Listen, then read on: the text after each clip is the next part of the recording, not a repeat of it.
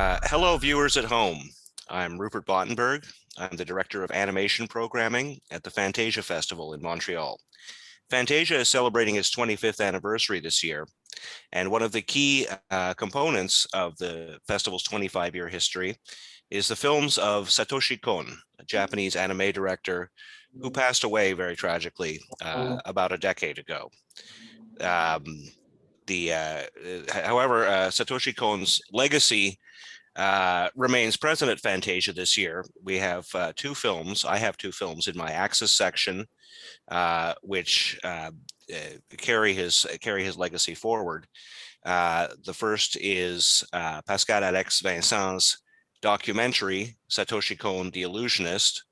And the other is a film called POMPO the CINEPHILE, which is a anime feature directed by Takayuki Hirao, who is himself a former assistant of Satoshi Kon. We thought it would be really interesting to put these two together and have them discuss not just Satoshi Kon's films, but the larger picture of anime and, of course, their own films. So I'm very, very happy to welcome to this discussion between the two directors. Pascal-Alex Vincent, merci d'être là. Très content que vous soyez parmi nous. And Takayuki Hirao, arigatou gozaimasu. Pascal, would you like to, Pascal-Alex, would you like to pick up the ball? Yeah, absolutely. Hello, bonjour. I'm Pascal from Paris. I'm both a professor at university and a director, a movie director. And I directed this documentary about Satoshi Kon, as it was just said before. Well, first of all, I'd like to congratulate director Hirao for his wonderful film, POMPO the CINEPHILE. It is very, very sharp, very, very funny to watch, very enjoyable, especially if you like cinema. This is exactly the kind of movie I should show to my film student, you know, because it's exactly. It's a very, very, very, well, yes, sharp image of what doing a film is like, really. So again, congratulations to Mr. Hirao. So, ありがとうございます。よろしくお願いします。Thank you very much. Thank you.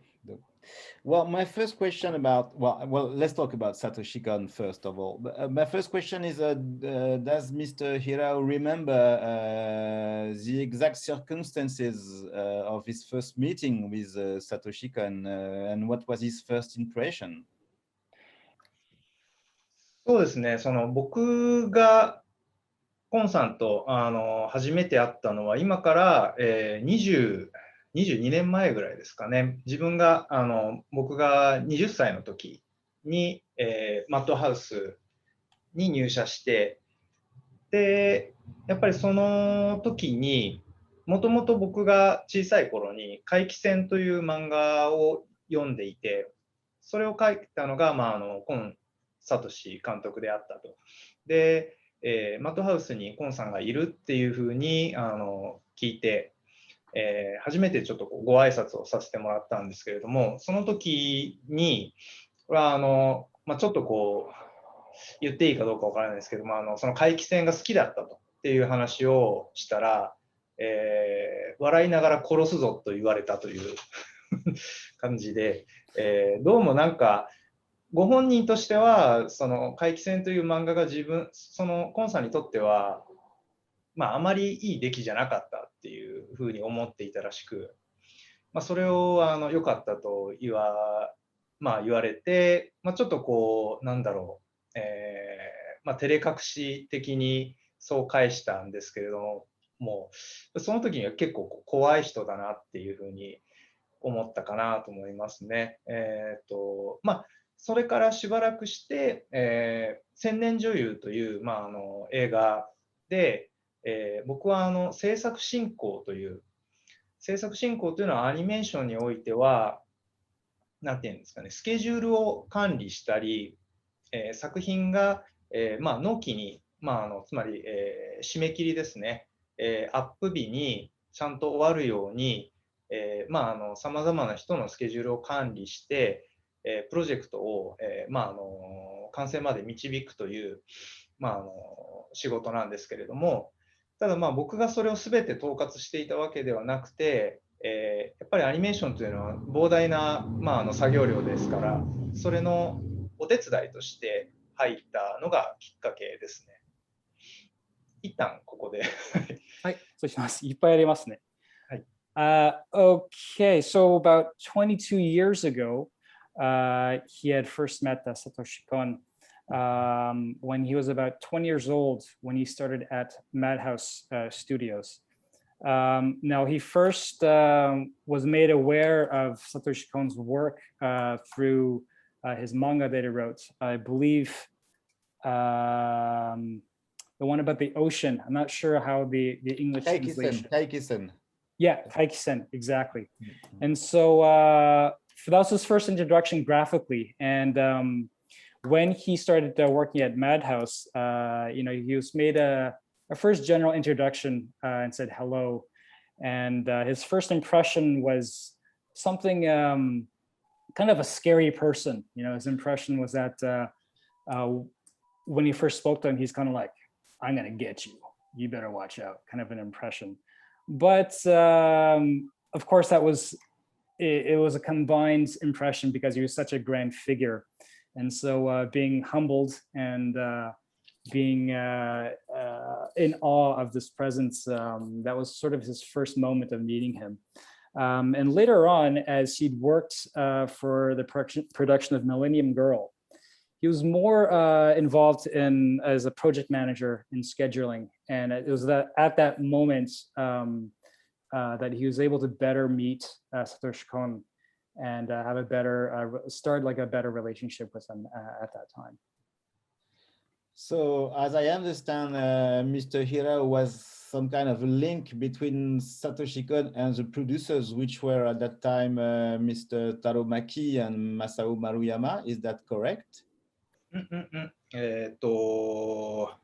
丸山さんですかね、もしかして。丸山はい、そうです。はいはいはいはい。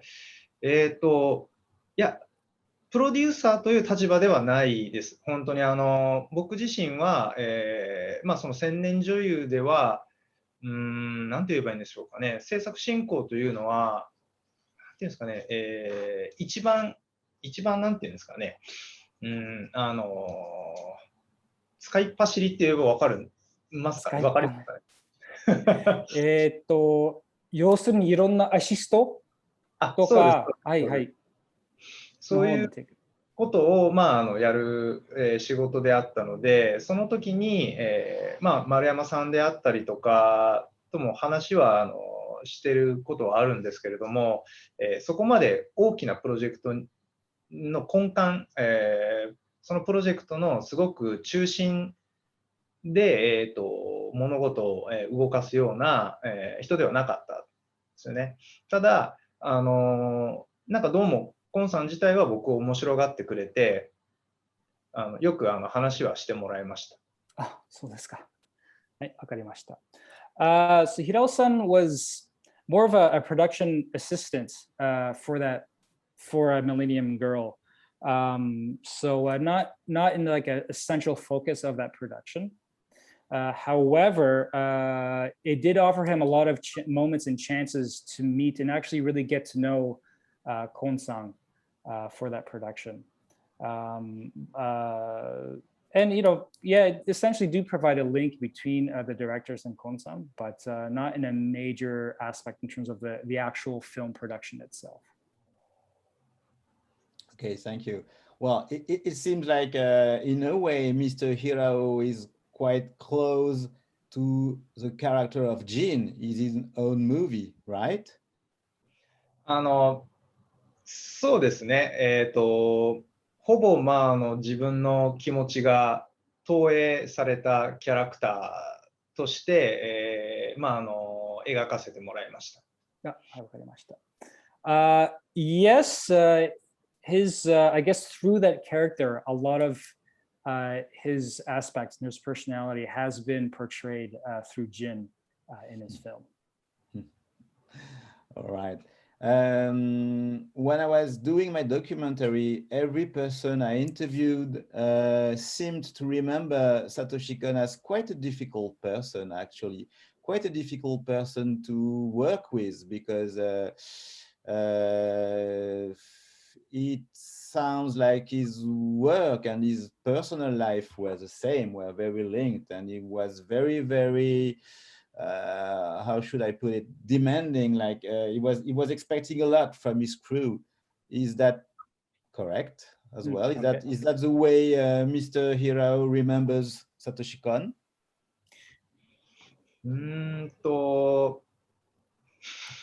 それはスタッフ、つまりコンさんの、映画を作っているスタッフの人たちは、仕事をしているときどうだったかっていうことです。はい、そうです。そうですね。まず仕事を、スタジオでは、スタッフが、コンさんの近くに、座って作業はされるんですけれども、やっぱりみんなほぼ喋らなかったんじゃないですかね。だからやっぱり、コンさんっていうのはすごく真面目な部分がありましたから、必ず、決まった時間にスタジオに入り、そして決まった時間に帰る。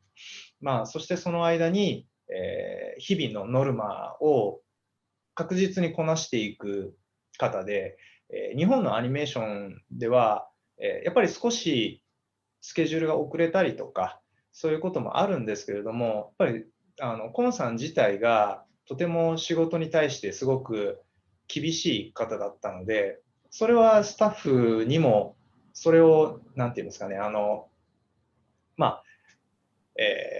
言うわけではないけれども、その仕事をしている姿を見せてプレッシャーを与えるというなるほど。だったかなとやっぱ思います。だからすごい緊張感がものすごくあった。緊張感。はい。よくわかりました。So in terms of the work environment and the impact of him as a person, he was a very serious person in regards to his work, and very, I guess, strict with his time management. So he expected people to be on time and work completely till the end of the workday. And I guess, yeah, because of his level of seriousness and his intensity towards his work, there's definitely a sense of tension. You might even say a little bit of anxiety there, just by seeing him as an example of working so hard that people would quietly work as hard as he was, just to match his level of seriousness and intention towards his work. Okay, and that's Mr. Hirao. How did he enjoy the experience of working on Senenjoyu, on Millennium Actress? How did he enjoy the whole experience? Did he learn anything from that? 僕のなんていうんですかね、演出や監督っていうもので、とても大事なことというのは、基本的には千年女優で全て学んだのではないかなとは思いますね。やっぱり、結構コンさんは若い人はすごく面白がってくれて、で、例えば僕が見ていない映画だったりとか、そういうものを、紹介してくれたり、でそれを見るようにちゃんとなんていうんですかね、指示をしたりですね。で、見たら見たで、感想を言わされるんですね。でその感想から、その映画の見方は間違っている、いや正しいとか、そういうことも教えていただきましたし、何より仕事に対しての姿勢ですね。なんていうんですかね、仕事をするときに、例えば、スタジオというのは仕事をする場所であって、勉強する場所ではない。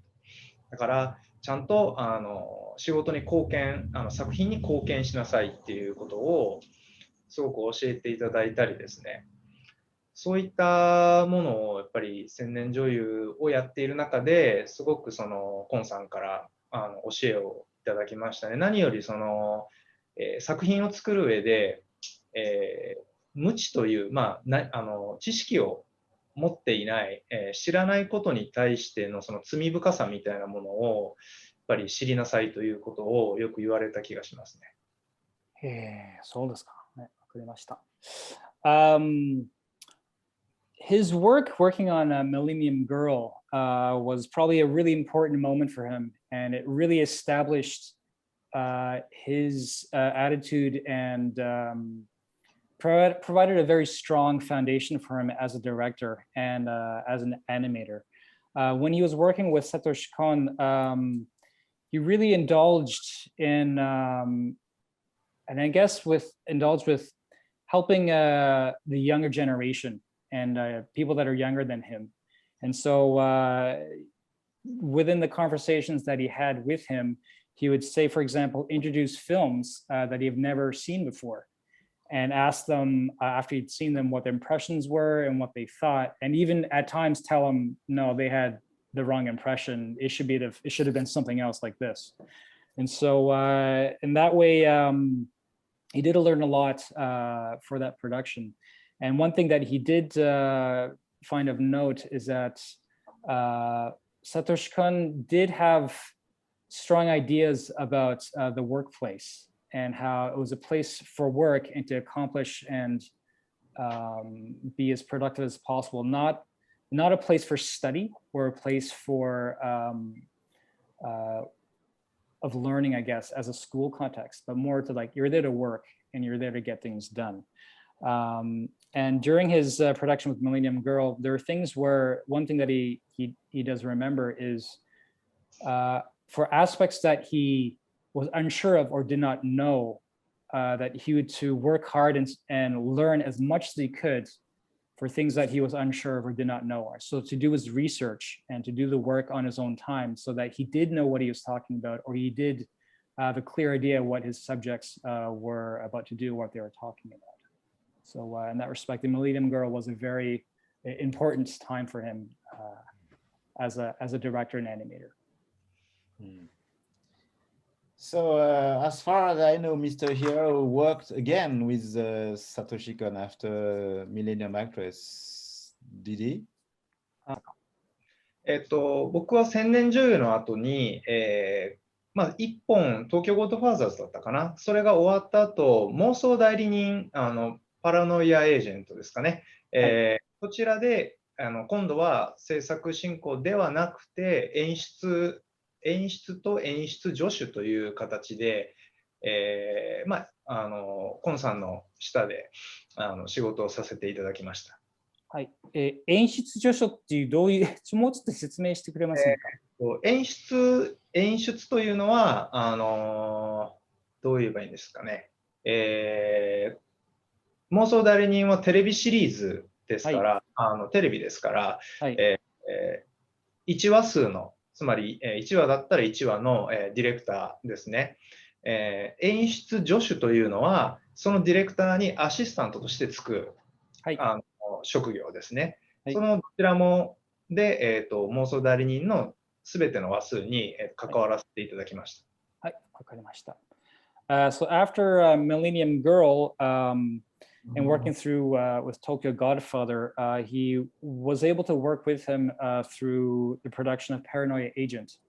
I believe it was a serialized production, and so he was able to work as the series director assistant, or like a co-director, and through that he was able to work more with Satoshi Kon for that series. Yeah. Okay, well, Paranoia Agent is really my favorite work from Satoshi Kon. I think it's very, very brilliant. It's amazing. It's a crazy series. Yeah. So as I understand, Mr. Hirao learned a lot from working with Satoshi Kon, but what did he learn from the films themselves? I mean, now we can, of course, it's very easy to watch Satoshi Kon's films. So has Mr. Hirao watched Satoshi Kon's movies before doing his own movies? What's his impression of the way Satoshi Kon changed the way of directing anime? 結構大きい巨大な問題ですけど。Sorry, difficult one. そうですね。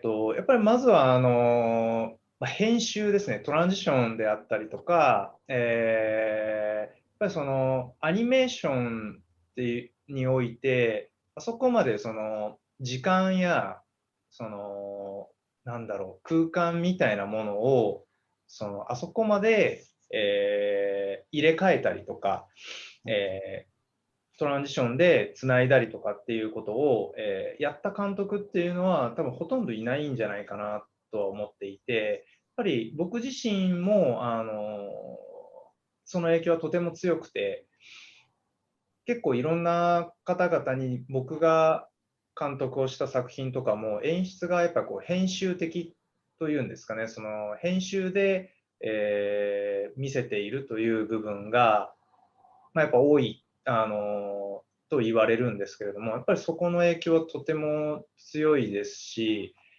もう一つはなんでしょうね、やっぱり何よりその知識ですかね。その映画に対しての知識がやっぱりコンさんの映画からはさまざまなその映画のオマージュ愛が溢れていて、やっぱりそこに対して自分もその映画をやっぱりもっと深く知らなくてはいけないっていうところはとても勉強になりましたね。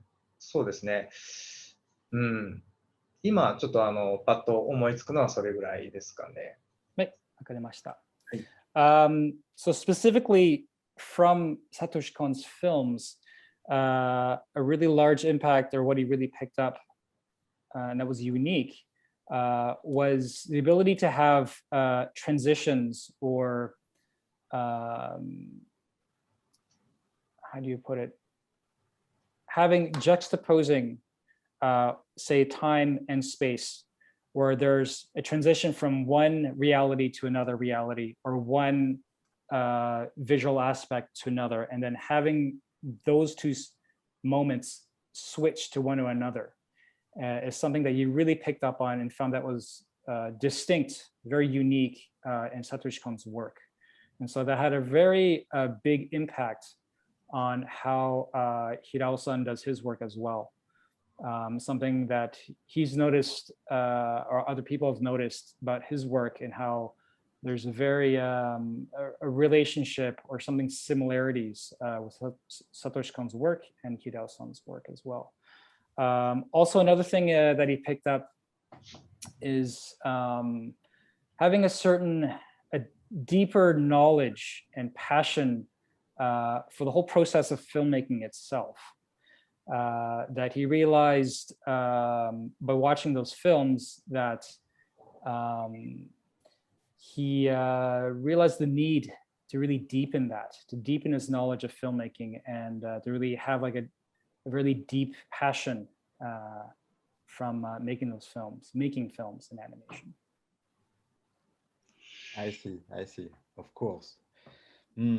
I totally agree about the fact that in POMPO, the cinephile, there's a way of moving from a scene to another that is very close to what Satoshi Kon does in his own films.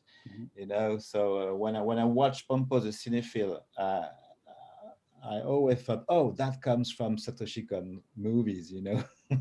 But I really appreciate that. It's like an homage, you know. So it's very, very nice to watch. It's not a question; it's just a thought. ありがとうございます。その通りです。I have another question about POMPO, the cinephile.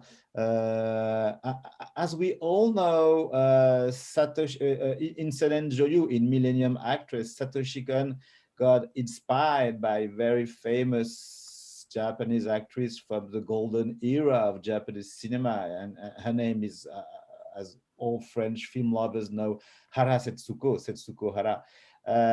But I'm very, very curious as a Japanese classics lover myself, who Mr. Hirao took inspiration from for the character of actor Martin Braddock. マーティン・ブラッドックのモデルはね、マロン・ブランドですよね。あ、そうですか。So Martin Braddock, he was inspired by Marlon Brando. All right, I Yeah. see.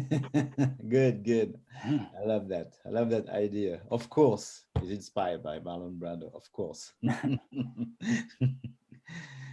Okay, okay. Well, again, I really, really appreciate POMPO, the cinephile. It's very, very fun to watch. And well, I don't know if Mr. Hirao has questions about my documentary, but in any case, I really, really love this film. 僕もドキュメンタリー見させていただきました。ただ僕自身は英語や、フランス語自体があまりなんだろう、喋れたり聞けたりするわけではないので字幕がなかったので、はい、でもその喋っているところは、ちょっと理解はできなかったんですけれども、はいですね、すごく楽しく見させていただく中で、まずなぜ監督がコンさんに興味を持ち、そしてドキュメンタリーを撮ろうと思ったのかっていうのを、ちょっと聞いてみたくて、そういうのを聞くのも野暮かもしれないんですけれども、そうですか。ちょっともしよかったら聞きたいな。はい、聞きますので。So he greatly enjoyed your documentary. There's many aspects of it that he enjoyed. Despite as there are no subtitles, despite missing aspect of it because it was in a mixture of French and English, but he was able to grasp a lot from that film. And he would like to ask you what particularly drew you to make a documentary about SATOSHI KON? Well, as I said before, I am a professor in University Sorbonne in Paris, and I am lecturing about Japanese film history. And I also wrote 2 dictionaries about Japanese cinema. And actually, as you know, I'm also a director, and 10 years ago, I did a documentary about Miwa Akihiro, the actor-actress Miwa Akihiro. And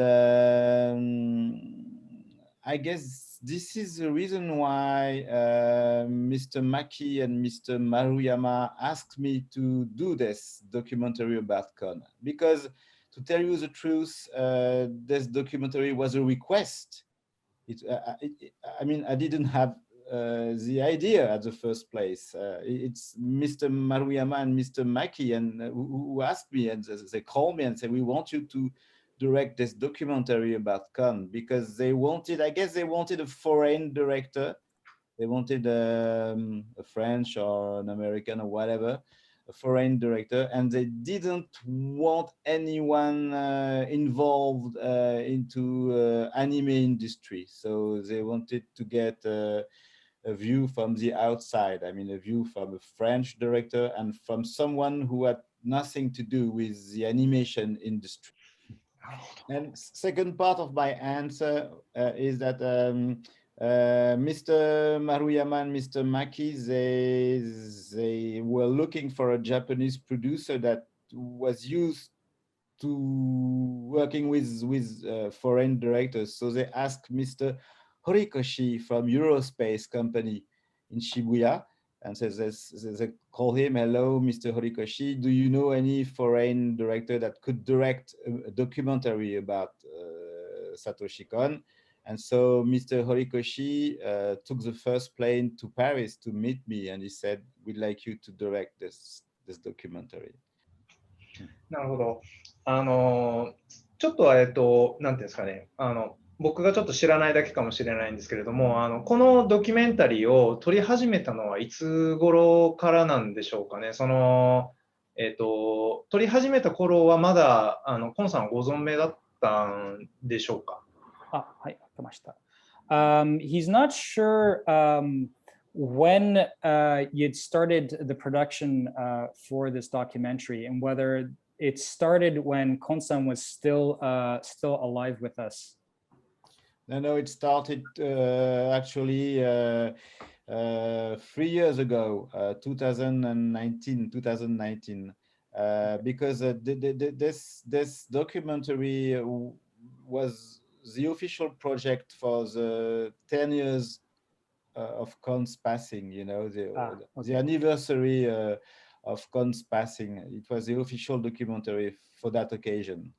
じゃあ、もう亡くなった後にっていうことですよね。なるほど。ド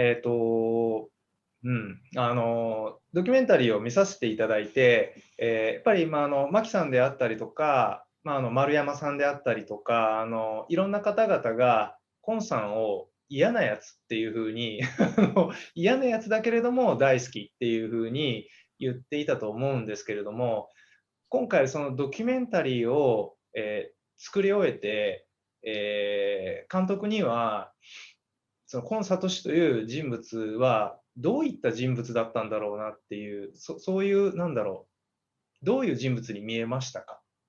はい。So from his, I guess, conversations and talking about Satoshi Kon with Maki and Maruyama-san, he got the impression that he wasn't a very nice person. However, during your journey and your process of making this documentary, what were your impressions and of Satoshi Kon as a person? Well, maybe that was the first difficulty when I started to shoot the movie, because it really sounded like anyone I would interview had bad things to say about Satoshi Kon. It was a mixed feeling of good things to say and bad things to say. So it was quite a difficult documentary to direct, because everyone involved had really mixed feelings about Satoshi Kon as a person, except the actors. I mean, Junko Iwao, Megumi Ayashibara, they were very, very nice. They didn't say any bad thing about him, but all the others used to say, oh, okay, he was a very difficult person, not always very nice, but he was a genius, and that is what counts. なるほど。そうですね。特にドキュメンタリーでは美馬さんという方がインタビューで答えているんですけれども、彼とは僕も実はお仕事を何回かしたことがあって、コンさんのイベントにも一緒に出たことがあるんですけれども、やっぱりとてもなんていうんですかね、仕事に対してすごく完璧にこなそうとしている部分があって、やっぱりそこに対して、ついていけない、ついてこれない人に対してのやっぱり厳しさっていうのはすごくあったと思うんですけれども、でもなんだろう、とても僕自身はなんていうんですかね、コンさんと実際に話したりとかしてみてた時に思ったのは、きっとそういう態度やそういうつまりキャラクターを演じると決めた人なんじゃないかなっていうふうに思っているんですね。なんというんですかね、おそらくきっと普段のなんだろう、人と接していない時のコンさんっていうのはとても繊細で、実はすごくなんていうんだろう、なんだろう、弱い部分もあったのかなという気はしていて、っていうのはちょっとドキュメンタリーを見ていて、ちょっとさまざまな人の意見を聞いているうちに僕の中で思ったことですかね。はい、わかりました。So just even with this in the past of working with Mima-san, and through that period as well, he really had this impression of Satoshi Kon, that he was in a sense a perfectionist.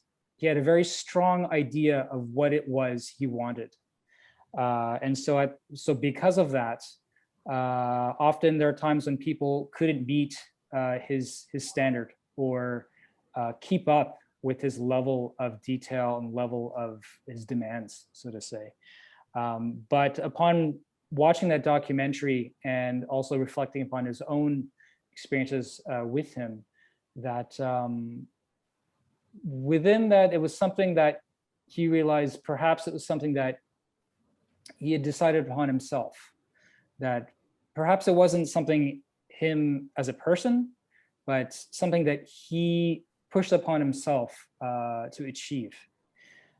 So it's something that he realized, or I guess Hirao-san realizes, perhaps it's something another, I guess another fragility or another aspect of him that wasn't necessarily something that something that someone has a strong-willed or anything, but something coming from more of a vulnerability of him as a person. So that was his more of his impression of that. I totally agree. I totally agree, especially about the pressure of being an artist, and an artist with a real vision, which was the case with Satoshi Kon. He was a director with a vision, and it's really like he had a mission, you know. He had this mission of doing the best movies ever, and he really succeeded with that. I mean, he's really what we call in France an auteur, you know. He's like he's a director, yes. He's working for a big industry, yes, but he is an auteur, someone who has a vision, someone who has a signature, and it's very, very, very difficult to as an artist, as a director, to you know, to keep focused on what you want to achieve, or to keep focused on your goal, because making a movie is as it is said in POMPO the cinéphile, it's something you have to do with a team, with a huge team sometimes. And it's very, very well explained in POMPO the cinéphile, is that it's a team, and when you're the director, you're like the orchestra conductor, you know, you're like the orchestra conductor, and it's very, very difficult. You have really to be focused, and that's the reason why I think Satoshi Kon was quite difficult to work with, because he had such a strong vision, and he wanted his vision to be in his films. So that's why many of the people who worked with him still say, oh, he was difficult. That's the case for, as you mentioned, Mr. Mima, who was a sound designer for Satoshi Kon. He said, okay, he was very difficult to work with, but I learned a lot from him, because he was a real auteur. He had a very, very strong vision. And this is what I wanted to point out in my documentary, because the problem with Satoshi Kon is that his body of work is very short. He only made 4 features, 1 short and 1 TV series. So the body of work is too short. So I think 10 years after his death, it was time to say, okay, his work is very short, but is also very important for the history of Japanese cinema. そうですね。やっぱりそのコンさん自身のなんていうんですかね、やっぱりレベルといいますか、そういうところになかなかこう、なんでしょうね、スタッフ自体がこうついていくのが、厳しい部分っていうのもあったんですけれども、やっぱりそれ以上にそのコンさんの作品が見たいという人たちもいっぱいいて、だからやっぱりまあドキュメンタリーの最後にもあったんだけれども、夢見る機会というそのコンさんの新作が最終的にちょっと日の目を見ることができなかったっていうのは、僕自身もすごく悲しいことですし、それが見たかった部分はあるんですけれども、やっぱりこの夢見る機会というそのタイトル、映画はおそらくやっぱコンさんじゃなければ作れなかっただろうな。だからおそらく誰かが引き継いで作ることは、無理だろうなとも思ってますし、そういう意味では本当になんて言うんでしょうね、コンさんが最後に作ろうとしていた夢見る機会というのをやっぱりコンさんの手で見たかったというふうに、とてもそのドキュメンタリーを見た後、そういう気持ちになりましたね。すごくいいフィルムだと思いました。ドキュメンタリー自体が。わかりました。So from watching your documentary and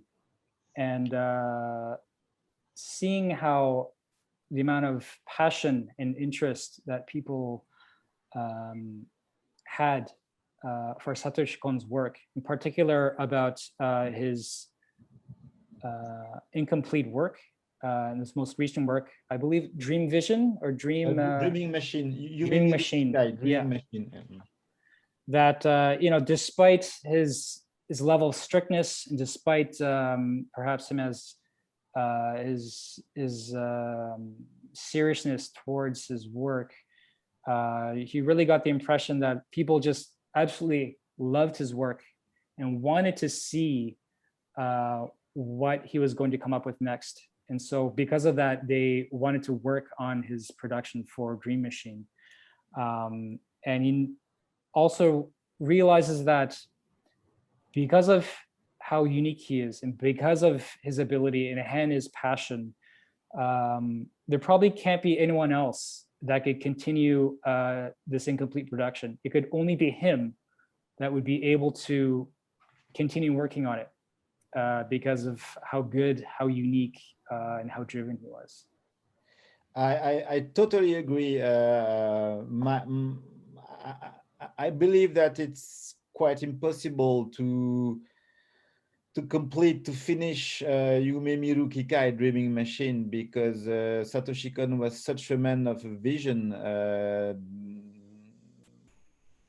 Well, no one can complete this film, because even if I have the storyboard, I read the full storyboard of the film, and maybe another director could take on and go on with that movie, but there was such a Satoshi Kon spirit, such a Satoshi Kon again signature, that only Satoshi Kon could go through this film.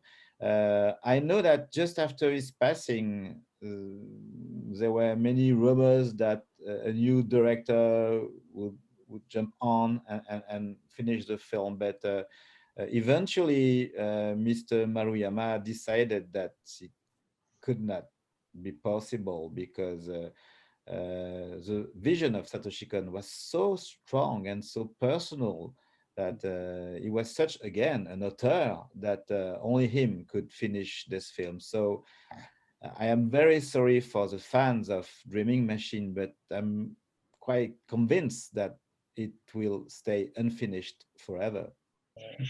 やり方が。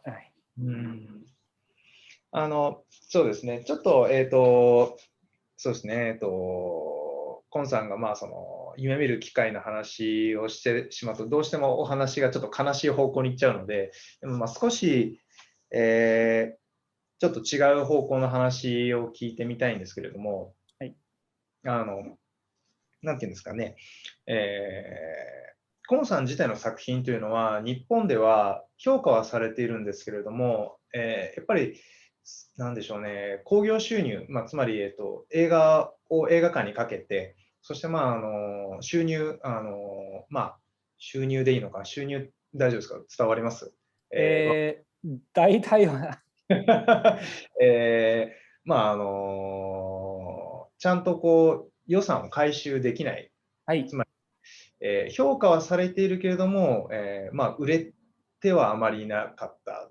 で、だけれども、その海外での評価、つまり、日本以外の国ではやっぱり評価は高くて、ぱりその、なんでしょう、そういう日本ではあんまりアニメーションにおいて、すごくその作家性がものすごく強い作品っていうのは、日本ではあまり評価されないんですけれども、そういった部分というのが、なんていうんですかね、海外では、まあ、特に監督の目からどう見えているのだろうなと思って。So, as another question in relation to Satoshi Kon's work, in Japan, he is widely recognized as an animator, as an auteur, as a renowned animator. But unfortunately, in terms of more of, of the film industry, his sales and the financial recuperation of his films weren't as great as compared to his recognition. And so he was wondering the impact of him in other countries, in foreign countries, is enormous. And he's wondering about your impression of him, you know, despite his recognition as an animator. What your impression is where, despite his recognition, he's not able to meet more the financial or industry-wide success as a filmmaker? Well, I think the main reason why his movies didn't hit the big box office is because they mainly animated movies for adults, which is which makes the audience limited, you know. For example, for instance, Perfect Blue is rated R in France, you know. So for that reason, he couldn't. Well, his movies couldn't target a wide audience like Ghibli could, you know, could aim. So he was both a very intellectual, I guess, very intellectual filmmaker, and his movies were mostly for adult audience. So this is, from my point of view, the first difficulty, the first reason why his films didn't make big money at the box office. And in Europe, for instance, he has always been regarded as an author. You know, for example, Paprika went to Venezia Film Festival in competition among very international big authors again. So he was really regarded as a director that could not make movies that could be, you know, like crowd pleasers. You know, I think many of his films are kind of difficult in multiple ways, especially the way they are narrated, which is not always easy. The narration of Perfect Blue or Paprika is not very easy to apprehend, you know, especially for a young audience. So maybe this is one of the first reason why it couldn't be a big movie hit maker. And I found an interview of Satoshi Kon, an interview I like very much, but it's not in my documentary, unfortunately. But I found a film interview where he says, with me, there will never be any Satoshi Kon museum, like there is a Ghibli museum. And I'm happy of that, he said. You know, I'm very happy that with me, there will never be any Satoshi Kon museum for the family. なんでしょうね、そうですね、今日とても話ができて、すごく良かったのは、やっぱり、そうですね、先ほどの話にあったように、コンさん自体のその作品というのは、やっぱりすごく大ヒットはしないけれども、そのアニメーションの可能性をやっぱりとても広げてくれたと思うんですね。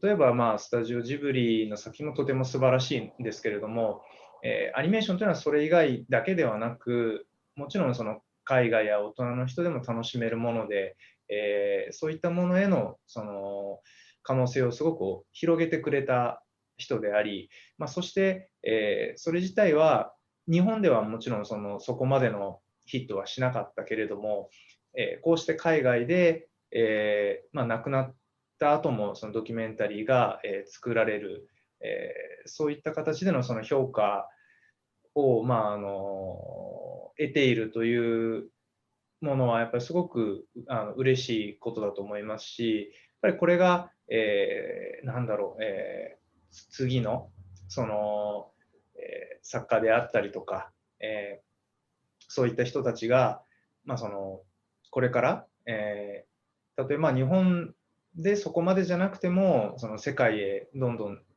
出ていけるような、そういったその作品自体がもっと広がっていくといいなというふうにはやっぱり思うんですね。なんで、やっぱりそのコンさん、そういった意味でコンさんの作品というのが、その亡くなった後もたくさんの人に見ていただけるように、こういったそのドキュメンタリーというものはすごくなんだろう、価値があるのではないのかなとっていうふうに思っています。はい。So he's very glad to have this conversation with you.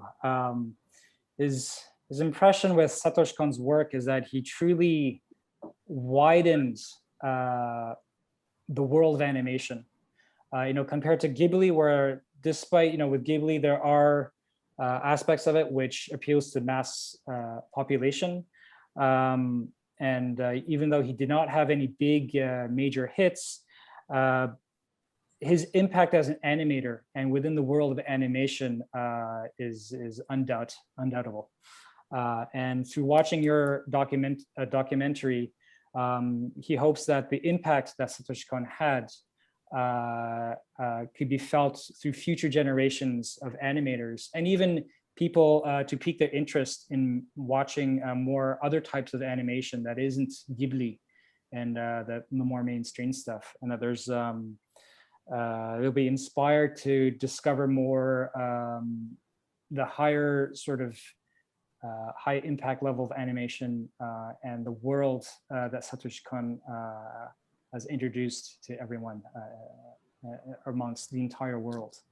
And so he's very grateful for the documentary to introduce and to hopefully inspire people to watch more Satoshi Kon's work and all bodies of work of animation.